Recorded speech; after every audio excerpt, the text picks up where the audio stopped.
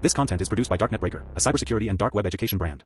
All videos, posts, and content are strictly for educational and awareness purposes only. We do not promote, support, or encourage any illegal activity. Our mission is to expose digital threats, protect online users, and educate the public about cybersecurity risks in the modern world. Stay ethical. Stay protected. When a major darknet market goes dark, it looks like a definitive victory. The websites vanish, and the illicit supply chain appears entirely severed.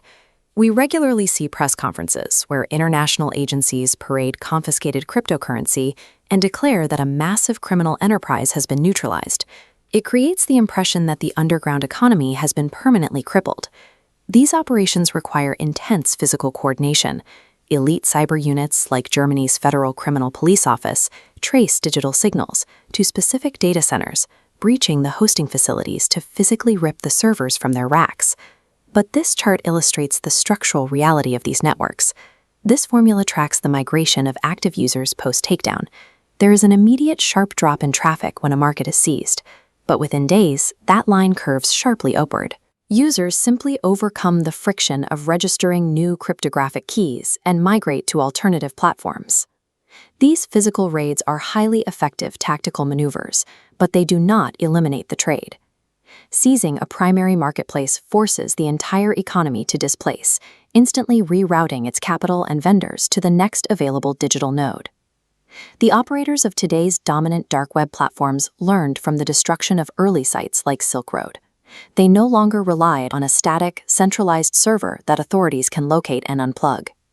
Instead of a single permanent access point, automated scripts constantly rotate active .onion domains across a decentralized server network.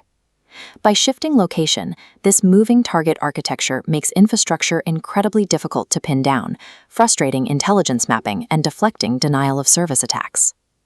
Administrators have also severed the most transparent link to the physical world, the currency itself. Modern platforms mandate the use of privacy coins like Monero.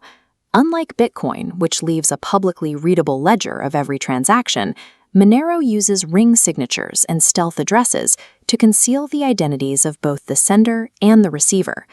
By stripping away static domains and transparent ledgers, the marketplace evolves. It operates as an untraceable, shifting entity that law enforcement cannot easily isolate. Stability in this ecosystem relies on a structure known as decoupled trust. The actual marketplace, where transactions occur, is no longer the center of the community. Operations are coordinated on decentralized external forums. These independent messaging layers act as the directory for the dark web. They cross-reference active mirrors, verify cryptographic signatures, and warn about compromised links. By separating communication from commerce, the criminal network protects its core asset, user trust. If the primary marketplace is raided and destroyed by authorities, the community simply regroups on the forums and reestablishes trade on a backup mirror. Global authorities recognize this displacement effect. In response, they shifted their operations away from simple destruction toward complex psychological infiltration. In 2017, investigators executing Operation Bayonet bypassed the standard raid procedure. Dutch police, working with Europol, located the back-end infrastructure for Hansa, the third largest darknet market at the time, but they did not take it offline. They secretly assumed administrative control. With Hansa under police control, authorities moved on their primary target, Alphabay. They aggressively dismantled Alphabay servers, creating a massive vacuum in the market. The trap was set. Panicked buyers and vendors immediately fled the collapsed Alphabay platform and poured directly into Hansa, completely unaware they were migrating into a police honeypot. This digital displacement was timed precisely with physical enforcement. Authorities tracked Alphabay's creator and administrator to Bangkok. Thai police arrested him while the global user base was in mid-migration. Over the next month, Dutch police covertly operated the Hansa market. They altered the platform's code to strip away security settings.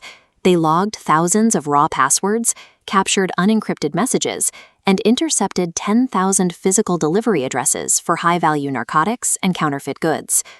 Operation Bayonet demonstrated that the most effective way to disrupt illicit networks is to compromise the very mechanism that sustains them.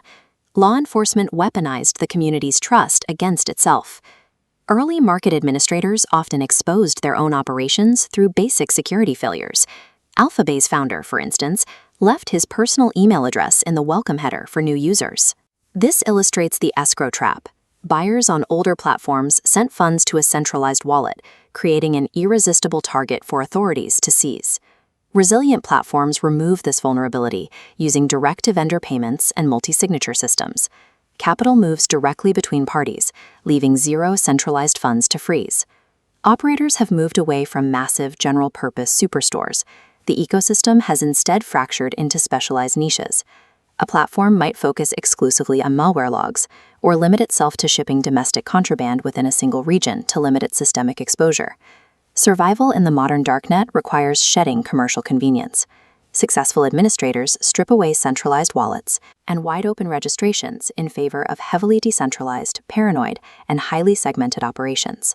When a marketplace is seized, the digital economy does not halt. Decentralized networks instantly replace the missing infrastructure. This creates a continuous feedback loop. Every coordinated international takedown inadvertently acts as a rigorous penetration test for the cartel ecosystem. These disruptions purge the landscape of lazy operators who leave behind trace evidence. The organizations that survive are the ones executing strict operational security. The architecture of illicit commerce is a self-healing machine. As authorities dismantle vulnerable platforms, they are steadily engineering a more disciplined, decentralized, and indestructible adversary.